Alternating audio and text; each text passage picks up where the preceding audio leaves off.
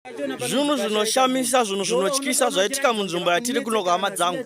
Varoi ava vari kunzi vadonha usiku pamba apa vaedzerwa varipo kusvika nguva dzino dzatiri dzino idzi.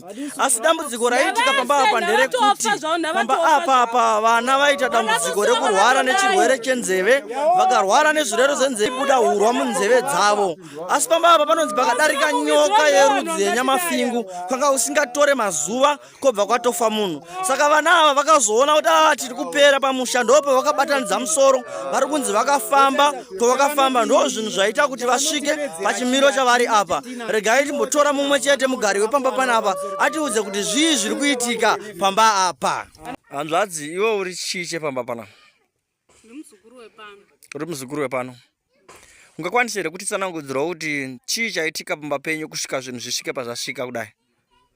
Zvakaoma. Kuti ndizvitsanangure zvinotora nguva yakarebesa, asi regai ndingoita muchidimbu. Muchiona makuva ari ukowo anenge atosvika kuma 12-13 ikoko ari kuseri kwechuru chiri pazasi apa. Tapera mumusha muno, tinongopera unogona kungostroka kana kutanga mukatongoona nyoka chete pakutowanika anenge astroka munhu akutofa.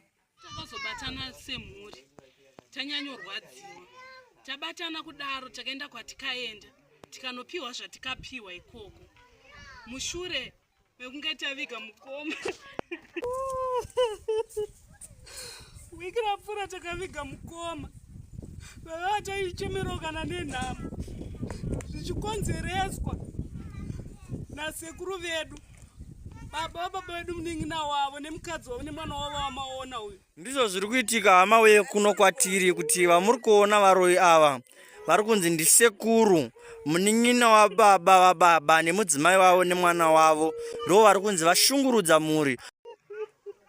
Saka munogara navo here ava vanhu ava? Hatigari navo pano, vanogara kumhiri kwerukova uko.